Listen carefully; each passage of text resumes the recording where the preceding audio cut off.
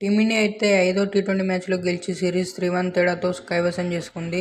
ఓపెనర్లుగా వచ్చిన అభిషేక్ శర్మ, సంజు శాంసన్ అయితే 50 runs partnership చేయడం జరిగింది. అందరూ చాలా గట్టిగా హిట్టింగ్ చేయడం జరిగింది. మెయిన్లీ శుభ్మన్ గిల్ లేని లోటుని సంజు శాంసన్ అయితే బాగా తీర్చడం జరిగింది. అయినా సంజు శాంసన్నే సెట్ అవుతాడుగా అనిపిస్తుంది.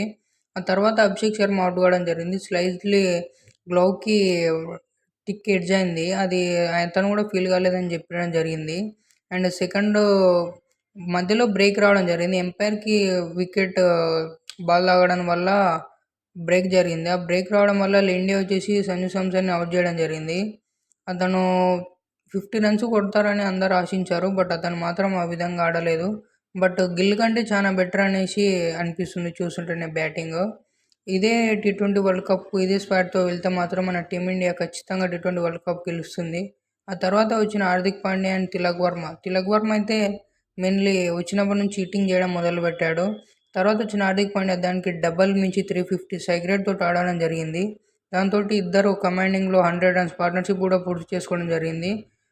అందులోనే తిలక్ వర్మ 50 రన్స్ కొట్టడం జరిగింది. ఆ తర్వాత వచ్చిన శుభం దుబే అండ్ జితేష్ శర్మ ఆడడానికి ఒక బాల్ కూడా రాలేదు. శివం దుబే ఒక 6 అండ్ 4 కొట్టి మ్యాచ్ ఫినిష్ చేయడం జరిగింది.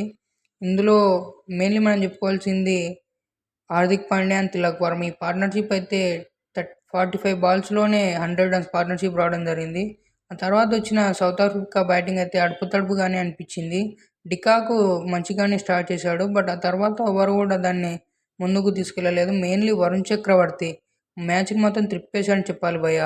4 వికెట్లు రన్స్ ఇచ్చినప్పటికీ 4 వికెట్లు. మెయిన్లీ ఇంకొక బౌలర్ బూమ్రా మాత్రం వరల్డ్ క్లాస్ బౌలర్ అని మళ్ళీ ఒకసారి నిరూపించుకోవడం జరిగింది. హర్షదీప్ సింగ్ కూడా బాగానే 2 వికెట్లు తీయడం జరిగింది. ఇండియా అయితే దీంతో 3-1 తేడాతో సిరీస్ అయితే కైవసం చేసుకుంది. మెయిన్లీ టీ20 వరల్డ్ కప్ తర్వాత 10 సిరీస్లో ఎమ్మటెమ్మటే గెలవడం జరిగింది. హోమ్ సైడ్లో ఇది 8వ కన్సిస్టెంట్ విక్టరీ. ఇంకా అద్భుతమైన పర్ఫార్మెన్స్తో హార్దిక్ పాండ్యా అయితే man of the match award గెలుచుకున్నాడు.